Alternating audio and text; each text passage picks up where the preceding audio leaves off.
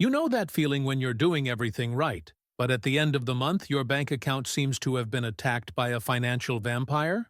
Welcome to the club. We grow up thinking that becoming an adult is like unlocking the final level of the game, where we finally understand how this money thing works. But then you get there and realize that everyone is pretending to know how to play, while secretly using their credit card as if it were a magic wand that makes things appear without consequences. It's like this. You're in your early 20s, you get your first decent job, and suddenly everyone around you starts acting like spending 80% of their income on essentials is part of the manual on how to be a functional adult. $5 coffee every day? Obviously, you need caffeine to work. Streaming services? It's like 7 subscriptions, but each one has that show you just can't miss. Takeout 3 times a week? Dude, you worked hard. You deserve not to cook. And the funniest thing is that we genuinely believe it. Society has built this invisible script where you need to appear successful before you actually are successful. It's as if there's a tacit agreement that we'll all pretend that that nice apartment, that new car financed over 72 months, and that trip to Cancun paid for with a credit card are signs that you've made it. Spoiler alert, you haven't. You've rented the fantasy of having made it, and you'll be paying interest for it over the next 5 years. Let me tell you something no one told you when you were a kid. That old saying, study, work hard, and you'll have a comfortable life, was true in the 70s. Nowadays, you can have 2 degrees, a full-time job, and still live in a permanent state of, will I be able to pay the bills this month? And you know what's worse? We've normalized it. We've even created memes about being broke. Haha, my account has $3 left until the next paycheck. Relatable, right? Relevant? Man, this shouldn't be relatable. This should be alarming.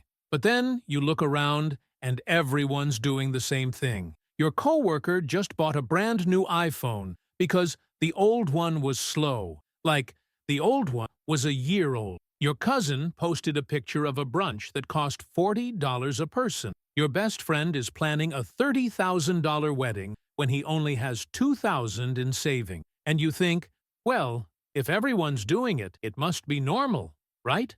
No, it's not normal. It's collective madness with contactless cards. The truth is, we were trained to be consumers before we were trained to be citizens. From a young age, you absorb the message that happiness is purchasable, success is visible, and personal worth is measured by your ability to show off. Not in an obvious way, like cigarette ads from the 50s. It's more subtle. It's that influencer whose morning routine you follow, showing off their $200 skincare products.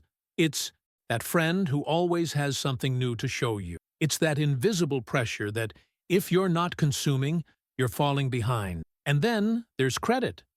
Credit. The most ingenious and most dangerous invention of modern economics. Because credit is basically borrowing money from your future self to your present self with the vague promise that your future self will be in a better position to pay it back. But here's the catch. Your future self is never in a better position because it's also paying off the debts of its past self, which is you now, and you're taking on debt again. It's an endless cycle of stealing from yourself. Think about it. You buy a $1,500 sofa in 12 interest-free installments. Sounds like an amazing deal, right? $125 a month. You can afford it. But then you also finance the new TV, the cell phone, that online course you watched at 3 in the morning and swore would change your life. And suddenly, you have like 7 different installments running at the same time, each one small, but together eating up half your salary. And you look at the statement and think, where did my money go? It's in the past. You're paying for things you've already consumed, forgotten, or broken. And you know what's hilarious? We call it getting lucky. Like, we genuinely think that managing to pay for something in 18 installments is a victory. It's not. It's a death sentence. You've just committed to thinking about that object for the next 18 months every time you look at the bill. That sofa has become a long-term, non-consensual relationship with the bank. But wait, there's more. Because it's not just about spending poorly. It's about the illusion that we're in control. You make a nice budget in Excel, put in all your expenses, feel like a financial genius for 3 days, and then that emergency arises that you absolutely couldn't have predicted, like your cousin's birthday, which happens every year. On the same date, a total surprise. Or that after-work happy hour you can't refuse because networking is important.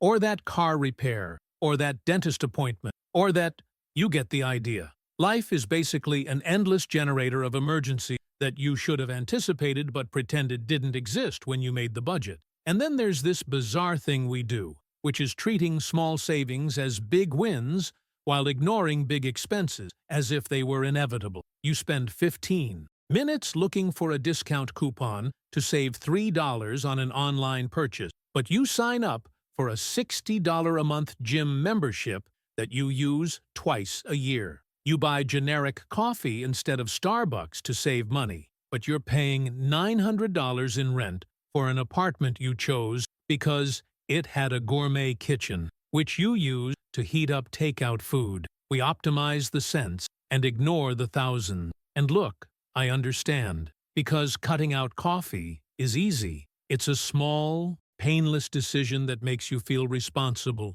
But admitting that you're living in a place you can't really afford, that you bought a car beyond your budget, that the MBA course you financed wasn't worth it, that hurts. That calls into question big, expensive decisions made when you were trying to seem like a real adult. So we avoid it. We focus on the coffee. And there's another layer to this whole story that nobody likes to admit.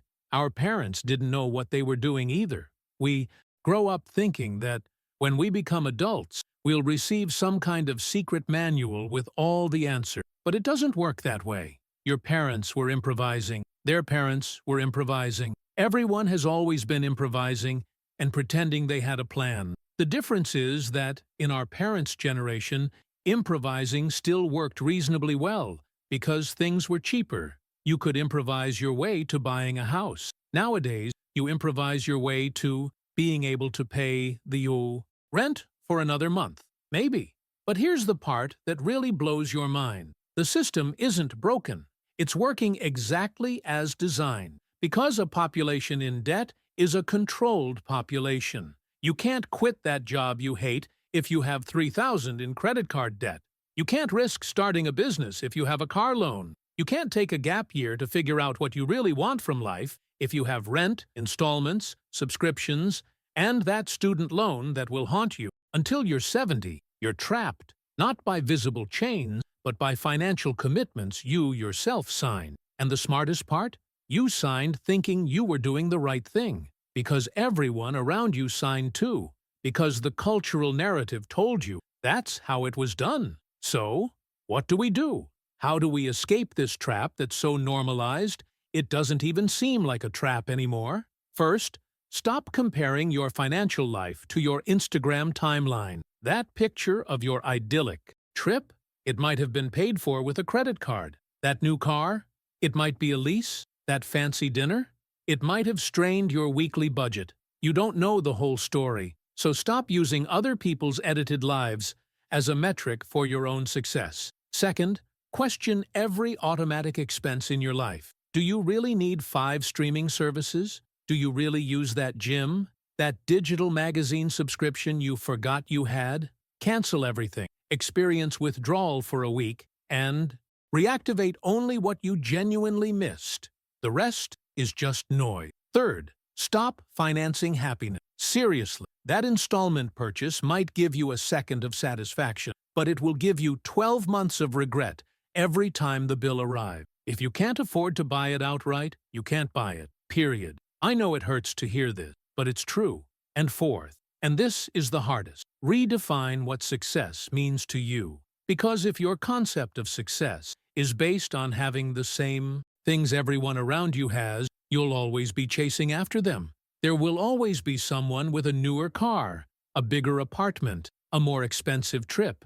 You can't win a game where the goal is to impress people you don't even really like. But if you redefine success as having the freedom to choose, not despairing when you look at your bank statement, being able to say no to things that don't make sense, then you can win. Because then you're playing a different game. A game where you make your own rules. Look, I know it's not sexy. I know that spending less and saving more doesn't get views on TikTok. But you know what's really sexy?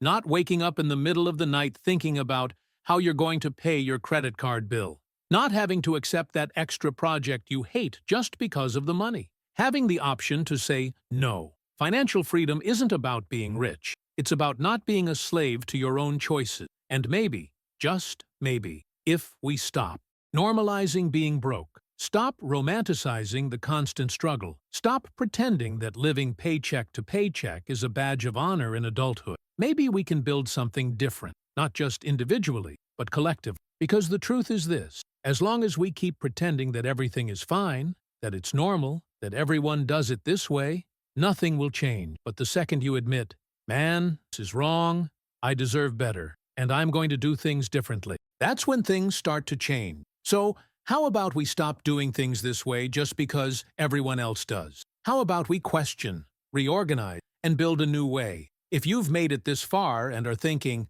wow, I do half of these things, leave a like below. That way, I know I'm not alone in this madness. And if you know someone who needs to hear this, send it to them. Share this painful but necessary reality. And subscribe to the channel, because every week we tear apart another thing that everyone does, but nobody questions. Thanks for watching. Now go check how many automatic subscriptions you have that you never use. I'll wait.